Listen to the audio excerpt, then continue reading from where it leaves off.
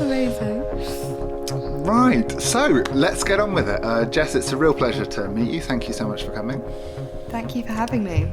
This is a different format. We're going to be interviewing some different people, get the opportunity to delve a little bit deeper into the subject matters that they're experts on. Kicking us off today is Jess Houlgrave. So today we're going to be talking women in tech. I have a really keen interest in understanding your perspective. Is modern tech really a man's world? Is it broken? And if so, what's the fix?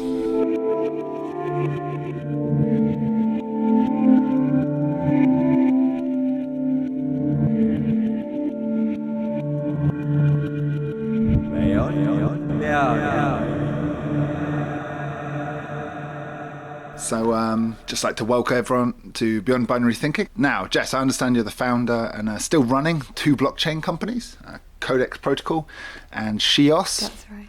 I have no idea how you have the time, but thanks for finding some time to talk to us today. Is there anything else I missed in your introduction? What are you up to at the moment? Thanks, Chris. Well, it's a pleasure to be here. You're right. I have founded two blockchain companies over the last year. One is Codex Protocol, which is a decentralized platform for art and collectibles using cryptocurrency as a base. And the other is a company called Shios, which is an all-female founded block producer on the EOS blockchain.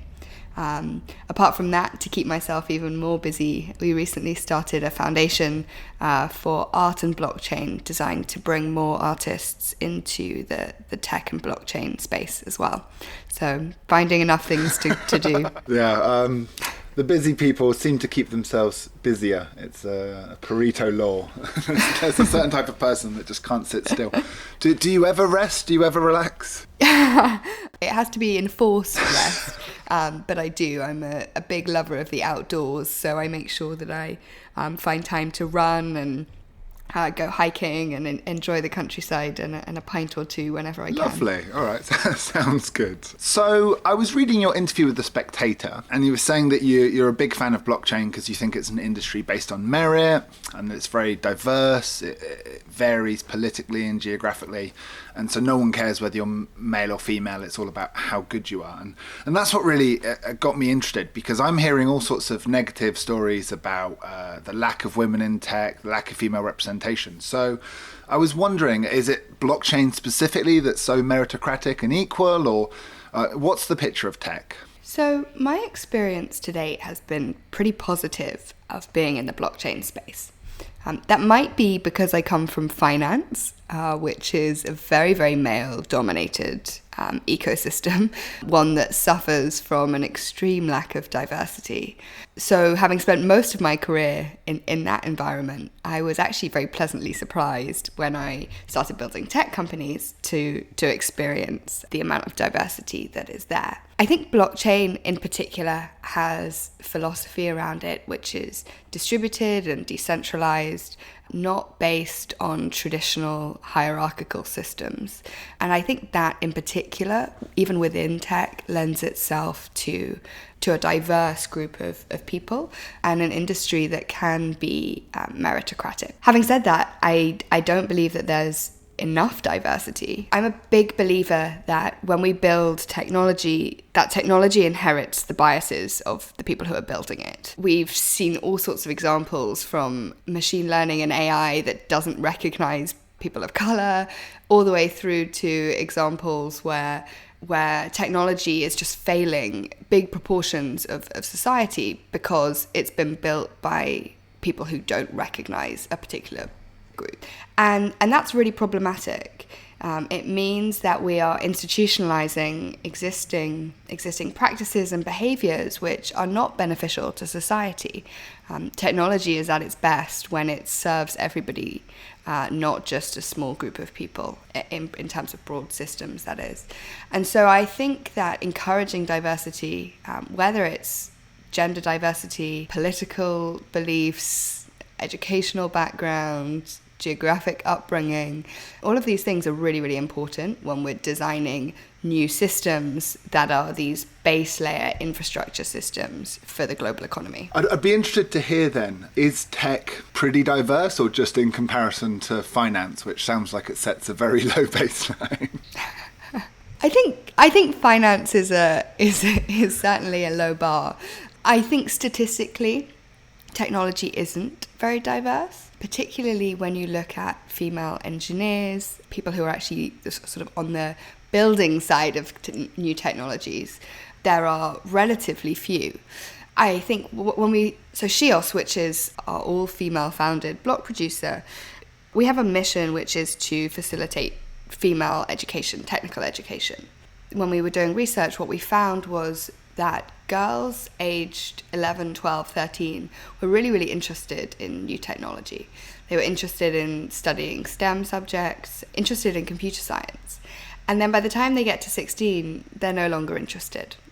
They've moved on. So there's a really big problem with this kind of idea of continuing education in technology, which will, I think, eventually lead to a more diverse group of people. So I think whilst there isn't sufficient diversity at the moment, it is nevertheless an environment where diversity isn't problematic. It's certainly an environment where people are open to diversity. Obviously, would like to get quite deep on a few of the things you just mentioned, but starting with education, the teaching of software in education, by definition, is in its infancy.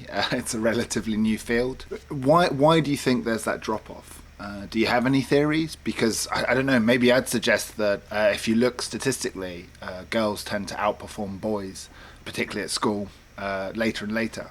And if you look at how most software developers learn, it's not necessarily in a school environment. It's often a lot of self-teaching. Yeah, I think definitely the way that engineering is taught has a big impact. Often, like you say, software engineering, computer science is something that is taught outside of a traditional classroom environment.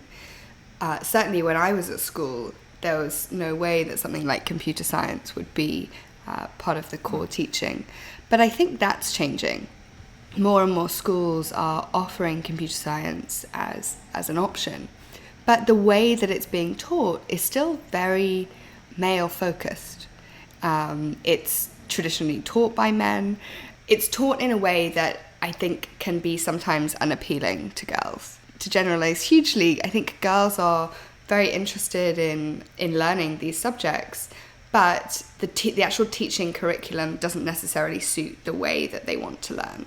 So one of the things that we've been working on with one of our education providers is to find new ways of storytelling, new ways of developing curricula so that they are more accessible, so that they're not just sort of straight line thinking, but they involve more critical reasoning, more holistic thinking and development, which we're hoping might be more interesting for girls to take part in.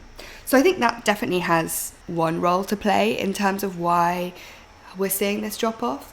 I think the other thing is more of a sociological explanation, something that I experienced when I was at school, this idea that tech and maths and engineering wasn't cool. I was one of the only girls. I remember doing my A-levels in maths, and of a class of about 18, there were 2 girls.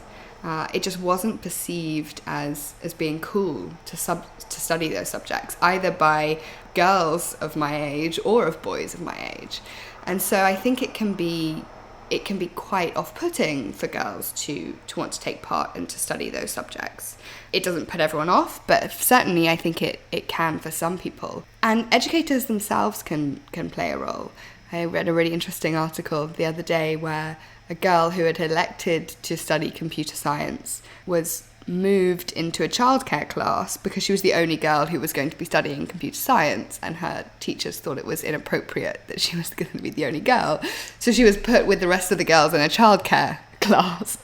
And so there's all these kind of sociological things which are preventing girls and dissuading girls from studying tech. And I think there's also this misconception that working in technology or engineering fields necessarily needs to be highly technical. I don't have a technical education. I didn't study engineering or computer science, but the tech world is now so large and requires so many different skills business skills, communication skills, marketing skills, that I think there's also a mental barrier for just wanting to work within the tech and engineering ecosystem that can be quite hard to overcome if you don't have a technical background. And it sounds like part of the problem is the perception. And I almost feel sometimes, although please correct me if I'm wrong, that the media feeds into this perception. I'm always reading stories about how tech is a man's world, about the problems for women in tech. So I was quite surprised to hear you talk quite positively about it being a reasonably diverse area that is open to women if they want to join. Yeah, I think you're right. The media has a big role to play. The role of the media ultimately is to sell stories, and this idea that tech is not very friendly can make a very good story. And we see a lot of them. We see a lot of these stories where the entire tech world is portrayed as this Silicon Valley-esque environment where women aren't welcome, and it's, white young males. And I don't think that that's necessarily true. And I think that in and of itself can be quite harming to the ecosystem because it does put people off. I think like any industry, there are groups of people who are less pleasant to deal with. But I do think that on the whole, that women are very welcome in tech. And I've had a very positive experience. And I think it's really important that we get these messages out there that tech, or certainly specific areas of tech, can be very diverse, very welcoming to people from all sorts of backgrounds. And that's a really important thing to get across. So I think that the way the media can portray women in tech can be quite damaging. It can put people off because the perception is that women aren't welcome and that women have a hard time. And it's really important that we get positive messages out there that will encourage more and more people to enter the space. Right. Otherwise, the negative story becomes a self-fulfilling prophecy. Yeah, it really does. It creates this false sense that tech is unfriendly and unwelcoming, which I think there's anybody who actually works in that space would, maybe if they don't agree with it, certainly want that to not be true.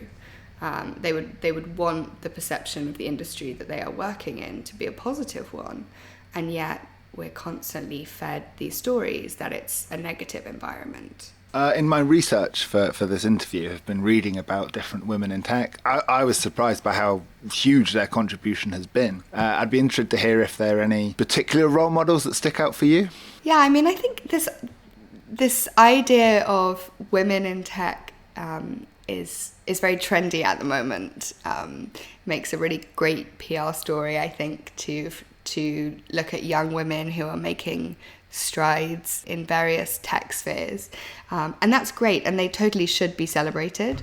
But I think it's also really important to remember how many amazing women have worked in technology all along. I think it's really important to remember that there have been really amazing women who've worked in tech spheres for a very, very long time. There's a great film, Hidden Figures, which profiled the work of some of the women who were responsible for building computers at NASA.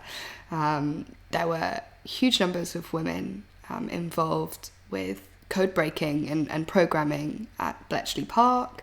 And there are some really great women who have been working in the gaming programming sphere for a very long time. So it's not something that's new. And I think that these women have, in many ways, trodden an untrodden path, because many of them were working at a time where lots of women weren't even working, let alone working in a sort of a technical environment. But it's really important to remember that there have been women in tech who've done great things for a very long time. Part of the problem, and you hinted at it before, is that finance is much worse and a much more male-dominated space. And by definition, any startup company will have a lot of interaction with the finance industry, and a lot of the horror stories we hear about VCs making unwanted advances on female founders are where those two worlds intersect. Do you think that's a fair assessment of where a lot of the problems come from? Is it fair to blame finance? It's probably not the only the only source of problems, but I think that that's a fair reflection. Certainly when I have been through fundraising rounds, I've had my share of experiences where investors ask for late night meetings in hotel rooms or call inappropriate times, or want to have a meeting at a strip club, or I mean, they invited you to the strip club. You hear these stories, and they are unfortunately true. They are unfortunately. Well, I suppose they were treating you as an equal in some ways. It would be rude for them not to invite you. There was Bitcoin Miami, which was a big conference which took place in January of this year, held their official conference after party at a strip club. Not only with the strip club as the venue, but with an ample supply of strippers too, which, I'm a big believer that people should be able to do exactly as they wish. But I think in the context of an official conference event, I'm not sure that was very appropriate. But these things do happen, and they are problematic because, again, they create this perception that the tech world is unfriendly and unapproachable for women. So I think it's certainly the overlap with finance, can be the venue for some of these problems, and certainly with investors, definitely a very small minority, but there are a few rogue investors out there, which does make it very difficult for female founders in a way that it presents challenges that male founders, I think, don't necessarily have to experience. I mean, we're hearing more and more stories, which is a good thing. I think it's a conversation that needs to be had from notorious VCs, and then also the founders of some companies been in the media the last few years: Tinder, Snapchat, Uber, GitHub. You mentioned Silicon Valley, and you used it as an adjective for more sexist, I believe. So do you want to pick that apart a bit? Why is that fair? Do you think that's the case? I can only speak from personal experience, and my experience there has been that it is more male dominated. It's an area where some amazing companies have been created, where there's a huge amount of money flying around for investment in companies, and where there is, I think, some cultural problems around how companies are funded, how people interact with each other. I found when I was spending time in Silicon Valley and on the West Coast, a very different approach to how people engage with me as a female founder versus with my co-founder who's a male, which I certainly didn't experience in New York or London, other places that we've done a lot of work. And do you have any theories on why that might be? I guess that, and this is just a hypothesis, but I guess that tech is very, very dominant there. Tech is the industry that speaks with money. It is the industry that creates status for people. And if you draw a parallel to finance, for example, where there is status and money at stake, I think that can sometimes create adverse behaviors in people. I'm spotting a pattern here. So it's not necessarily the tech, it's the money that becomes male dominated often. Yes, I think the flow of money through the tech ecosystem is a very interesting thing to look at. When you look at female-founded companies, they typically outperform male-founded companies in the same industry. And yet, something like 2% of VC funding actually goes to female-founded companies. Right. The hypothesis around that, I think, is often that the VCs, the people who are controlling the money, are predominantly male, and typically, investment decisions like the way that we build technology, investment decisions can carry biases of the people who are making those decisions. And so there is underfunding of female-founded companies generally, I think. And a lot of the financing and the money flows through the tech industry are controlled by men. So what's the fix? For all of it. Fix the world's problems. You have 20 minutes. Go. God, if only I had the answer to that. I think that there are a lot of things that we should be doing and we can be trying to see how these things get addressed. These are not issues that are specific to tech or even to finance. I think the Me Too movement, the recent confirmation hearings in the US have shown how much of a problem this inequality between men and women that still exists even in 2018. So I don't think that there is a quick fix. Otherwise, we would have done it. I think there are, though, some things that can be done. I'm a big believer in education, both of women and men. And I think that has to start at a really young age. When we spoke earlier about how to, this drop-off of girls' interest in technology between the ages of 12 and 16. There's a lot of work that can be done there to ensure that girls who want to do have the opportunity to study technical subjects and STEM subjects. And it's also important for their male classmates to be in a situation where they see women working in this space. When I was at school, I remember being divided up, and the boys would do woodwork and the girls would do home economics. They would go and cook. And that's not that long ago. But it's not surprising then that young girls grow up thinking that woodwork isn't for them and that they should be in the kitchen, and that boys grow up thinking that girls shouldn't be doing woodwork either. And it's the same when we think about any other subject or any other kind of learning. It's really important for men and women to be socialized to this idea that women can be successful in other fields too. Just as it should be socialized that more traditionally thought of subjects for women should be accessible for boys as well.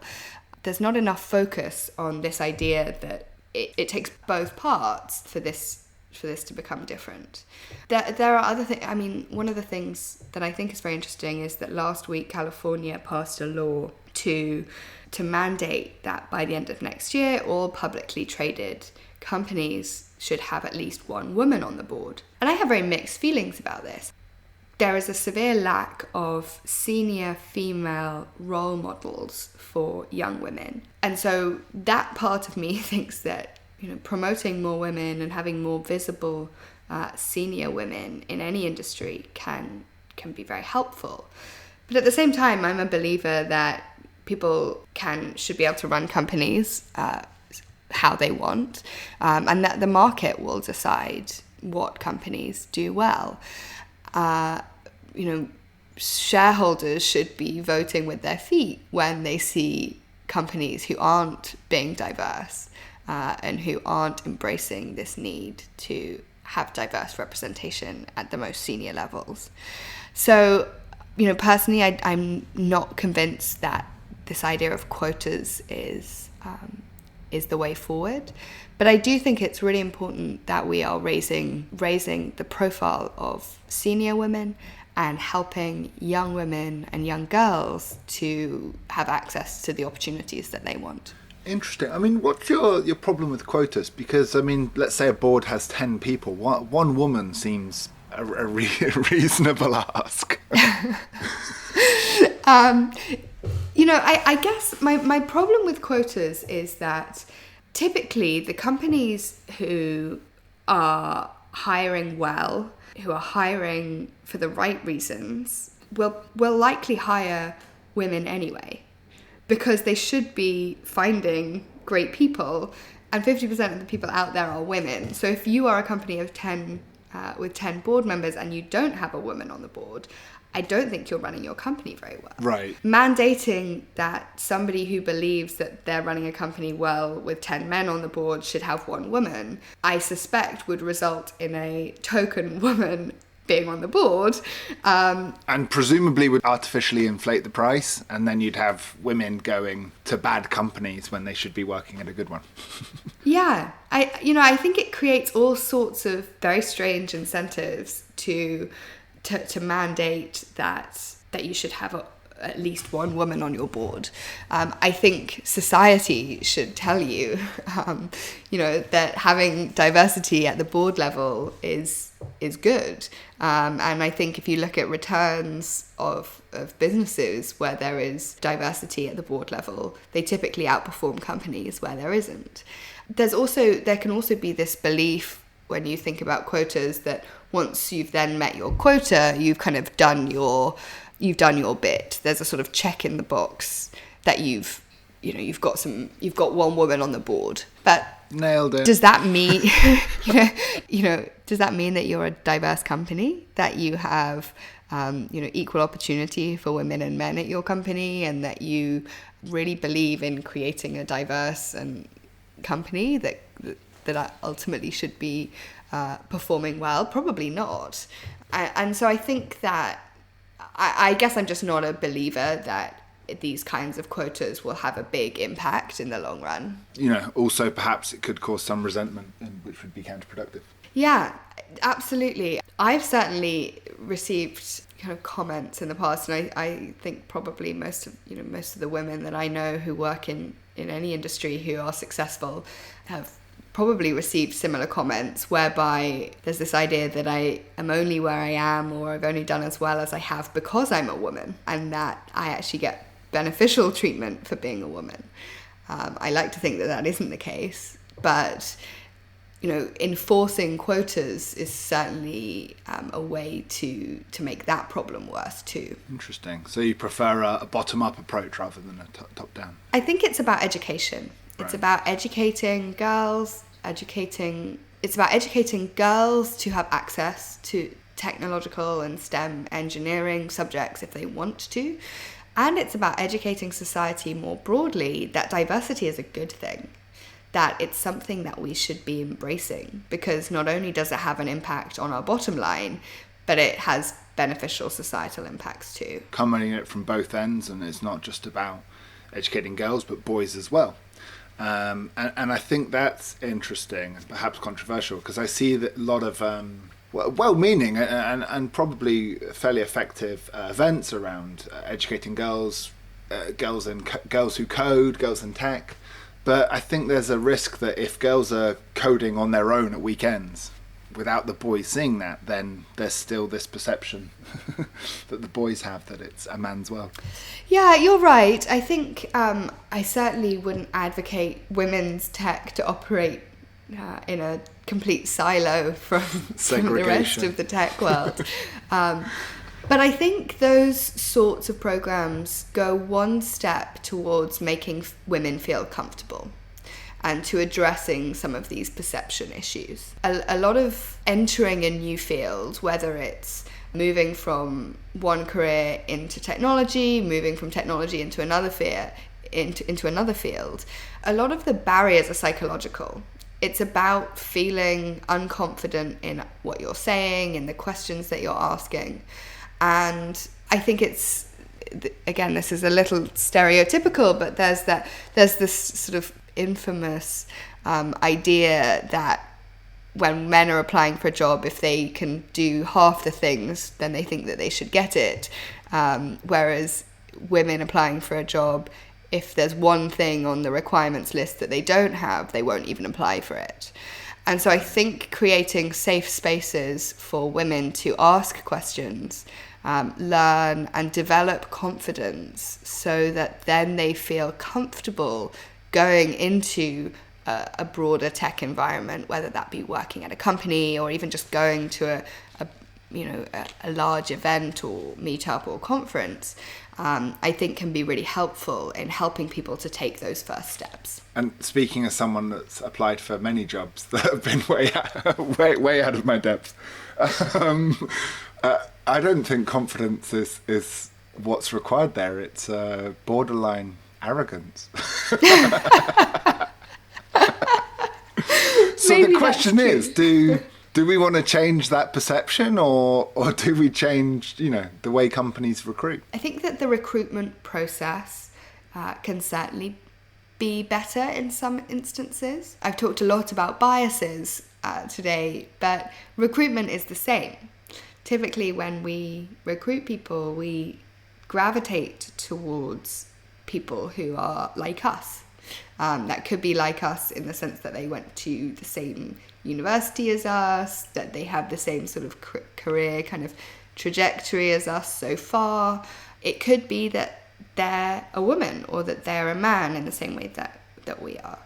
And it's really important, I think, for people when they are interviewing and hiring to remind themselves of the biases that they carry and to be aware that people present and display their skills in very different ways.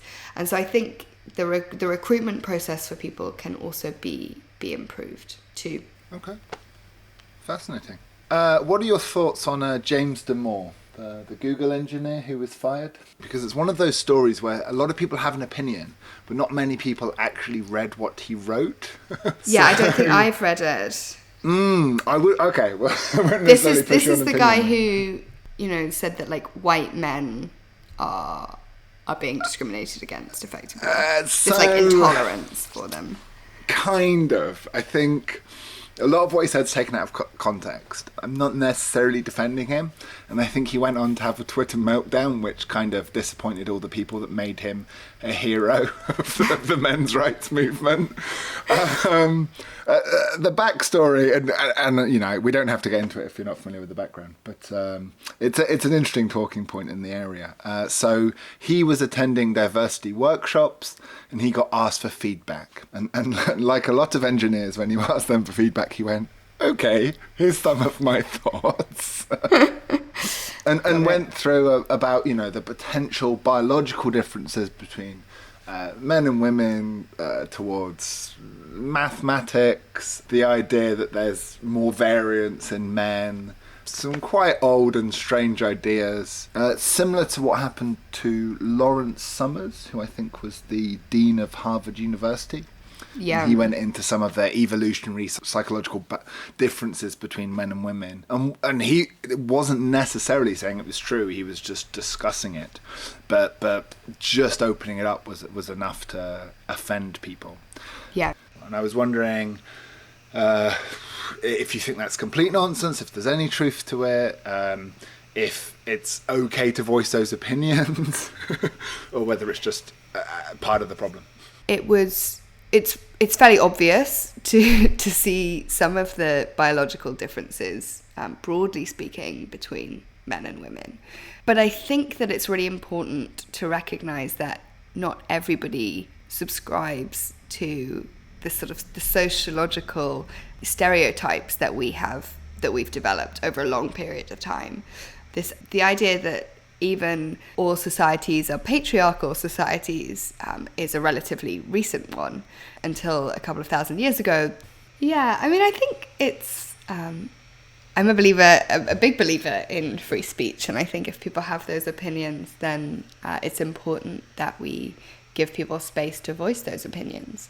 I think it's really important to distinguish when we're talking about diversity, not necessarily between having an entire workforce at every company that is split 50-50 between men and women and has, proportional representation from every geography and all of those sorts of things. I think that's nonsense.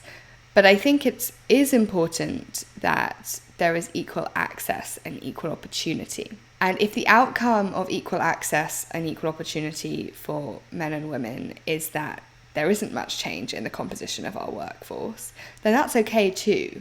going back to this idea of quotas, I don't think that's the way forward, because I don't think that the problem is just that there aren't enough women who want to do this. I think, and speaking to women and all sorts of people actually, I think the problem is that they don't have access. They don't have the opportunity to do the things that they want. And it might mean that not all women want to study STEM subjects. I've had a very interesting conversation the other day where a lady was actually quite critical of the idea that we would be sponsoring technical education for young girls, because she was sort of firmly of the belief that girls didn't want to do that, didn't want to study technical subjects. And I think that we know that that's just not true. We know that there are girls who do want to study it. And for people who don't, then that's fine. But it's important that we give people equal opportunity to do that. And whilst there is this idea that men might be more predisposed to some subjects and women might be more predisposed to others, I think it's really important to recognise that might not be biological, that might be sociological. And it is sort of hard to work out, because obviously men aren't from Mars and women aren't from Venus. We're all from Earth, and we're all sharing the same culture that's gone through, as you highlighted, massive changes in the last 50, even the last 20 years. I think it's interesting, though, because you're talking about diversity. And I think it's important, as you say, to discuss that diversity and what are the differences, and banning the discussion that there might be differences sort of goes against the idea that we're trying to encourage diversity. They're either the same or they're not. Yeah, absolutely. It's really important that we have these discussions. And it's especially important to avoid this idea that this is some zero-sum game. I guess this kind of notion of the rise of women is going to be harmful to men. I think it's really important that we discuss how we can create better systems for everybody. One of the things that's often highlighted is this idea that improved flexibility around working will be better for women because it will, give them flexibility with childcare, for example. But most of my friends who are men who have children would also love more flexibility so that they can spend time with children too. And so these aren't problems that are specific to what any one group. We should all be having continuous discussion about how we can make workplaces, how we can make industries, how we can make cities better places to live for everybody. And I think that a lot of that does come from improving diversity, but it needs to be done in a way that considers all of those groups, because that's what diversity is. Technology is part of the solution, because as more and more people are enabled to work remotely or work from home, then more and more families will be at home. And once both parents are at home, there becomes less of this distinction over who should be at home. It becomes a false narrative. Yeah, I think that's an interesting hypothesis. I certainly think that technology is doing a lot to change the way that we work. More and more people are working remotely. More and more people have more flexibility over the way that they work. And companies are realizing that. And more companies are offering flexible working for people. And I think that, maybe that is an outcome. Maybe if everybody's at home, and works in a remote way, perhaps that does lead to this idea that no one person should be at home. But ultimately, we're all individuals. Every single one of us has a different way that we want to live and work. And so I think this isn't necessarily about a shift from office working to remote working. It's about opening up more optionality and giving more flexibility so that it's equally as okay to work from home as it is to work from the office. So that it's equally okay to work your hours from 9 to 5 as it might be perhaps to split that up so that you can cope with childcare in between. It's about this kind of social acceptance of the way that we work. Just to go back to one of the topics at the beginning, which I think is really where I feel most kind of passionate in the sense of what we've discussed today is this idea of the tech space being misrepresented, and that it has its pitfalls like any other industry, but that overwhelmingly it is friendly and embracing to people. Whilst there are a few companies who maybe don't subscribe to that, there are an awful lot more who do.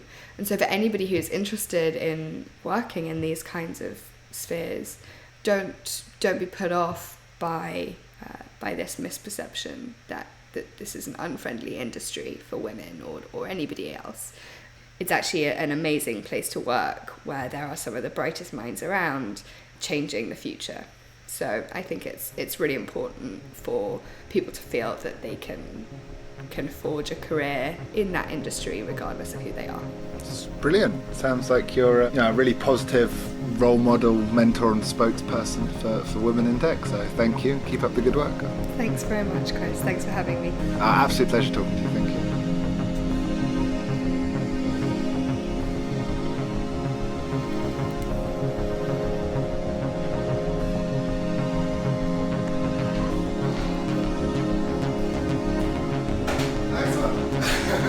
Great, thank you. I mumbled a little bit, but hopefully you can